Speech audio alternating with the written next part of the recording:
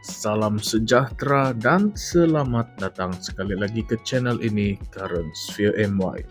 Ketua Penerangan Parti Pribumi Bersatu Malaysia ataupun Parti Bersatu, Tun Faisal Ismail Aziz, baru-baru ini telah membuat kenyataan yang cukup berani dan lantang di media sosial mencabar ahli Parlimen Pasir Gudang Hassan Abdul Karim untuk mengakui bahwa Perdana Menteri Datuk Seri Anwar Ibrahim dan timbalannya Datuk Seri Ahmad Zahid Hamidi tidak layak memimpin negara. Kenyataan ini yang dibuat melalui platform Facebook bukan saja menjadi bualan hangat, malah turut mencetuskan perdebatan besar dalam kalangan pemerhati politik dan masyarakat umum. Tun Faisal menuduh Hassan Abdul Karim sebagai tidak rasional kerana terus mempertahankan Kerajaan Perpaduan Pakatan Harapan Barisan Nasional ataupun PHBN, walaupun jelas terdapat kelemahan ketara dalam pentadbiran mereka. Beliau juga mengingatkan latar belakang Hassan yang sebelum ini dipanggil oleh Lembaga Disiplin PKR pada November 2023 sebagai bukti bahwa terdapat ketidaksefahaman dalam parti yang kini menjadi tulang belakang kerajaan. Menurut Tun Faisal, Hassan perlu mengambil pendekatan yang lebih jujur dengan mengakui bahwa kerajaan pimpinan Anwar Ibrahim telah gagal memenuhi aspirasi rakyat. Salah satu isu utama yang dibangkitkan oleh Tun Faisal adalah kegagalan kerajaan PHBN dalam menunaikan janji-janji pilihan raya. Beliau menyenaraikan beberapa janji utama yang telah dimasukkan dalam manifesto Pakatan Harapan, termasuklah janji untuk menurunkan harga minyak, memansuhkan hutang PTPTN, menyediakan pendidikan percuma, menurunkan tarif elektrik dan kos sara hidup, menaikkan nilai ringgit, serta menghapuskan tol. Selain itu, Pakatan Harapan juga pernah berjanji untuk melaksanakan reformasi institusi termasuklah memansuhkan Undang-Undang Zalim, memastikan kebebasan bersuara, menghentikan pelantikan politik dalam agensi kerajaan, dan memastikan semua proyek ditawarkan melalui tender terbuka. Namun menurut Tun Faisal, janji-janji ini terbukti hanyalah retorik politik untuk menarik sokongan pengundi. Beliau menegaskan bahwa kegagalan kerajaan PHBN untuk menunaikan janji-janji ini bukan sahaja mengecewakan rakyat tetapi turut mengkhianati kepercayaan pengundi yang telah lama memberikan mandat kepada mereka.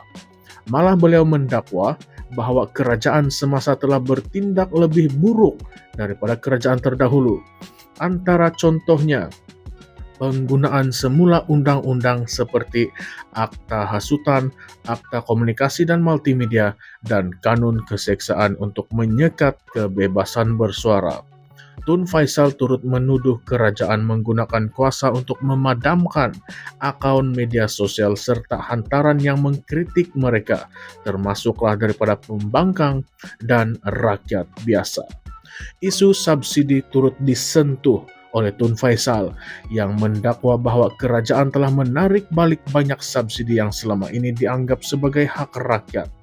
Beliau menyifatkan tindakan ini sebagai satu lagi bukti kegagalan kerajaan untuk menjaga kebajikan rakyat. Selain itu, Tun Faisal juga menyuarakan rasa tidak puas hati terhadap cara kerajaan menangani kes-kes besar seperti kes kapal tempur pesisir ataupun LCS. Beliau menegaskan bahwa janji untuk membawa dalang skandal ini ke muka pengadilan telah dilupakan. Malah, kes tersebut kini kelihatan senyap begitu sahaja.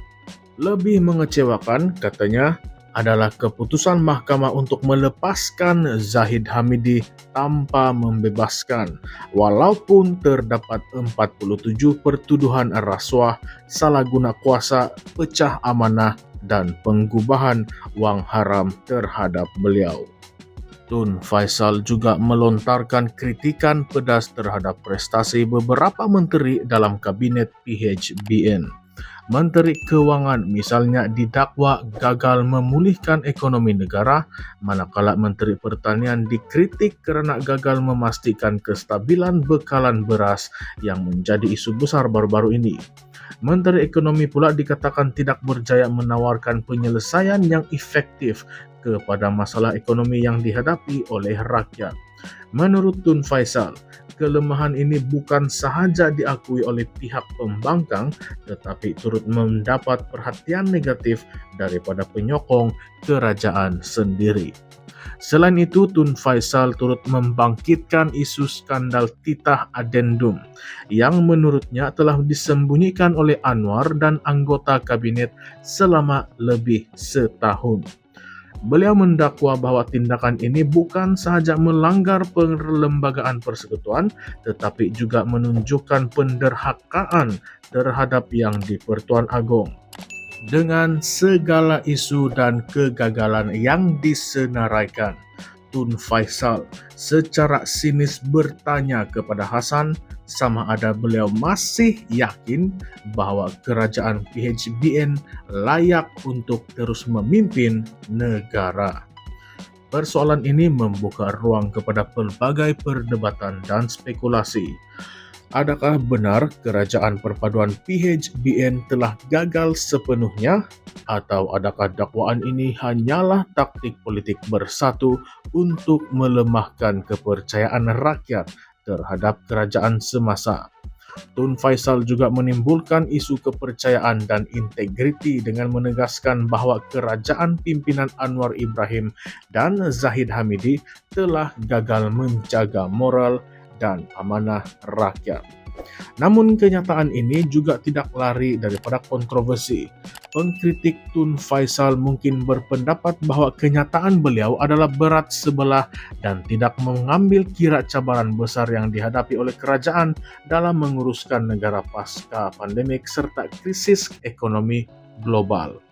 Ada juga yang melihat kritikan ini sebagai satu cabaran untuk mengalihkan perhatian daripada isu-isu dalaman bersatu dan perikatan nasional.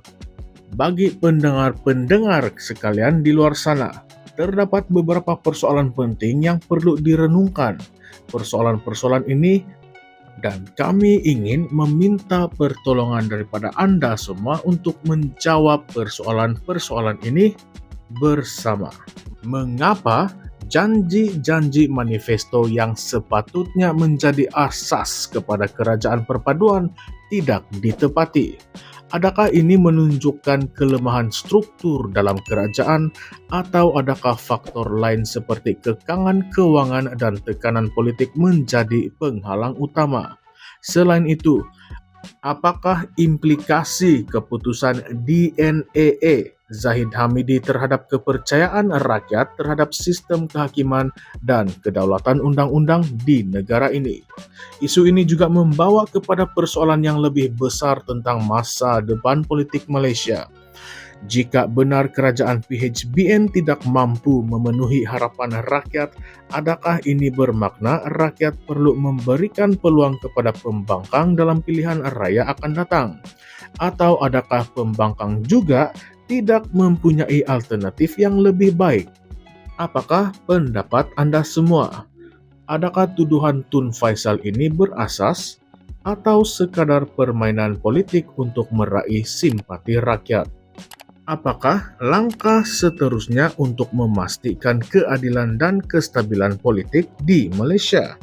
Kongsikan pandangan anda di ruangan komen dan mari kita bincangkan isu ini dengan lebih mendalam. Sebelum itu, jangan lupa untuk like, share, dan subscribe kepada channel ini Current Sphere MY dan kita jumpa lagi pada video yang seterusnya. Sekian sahaja, terima kasih.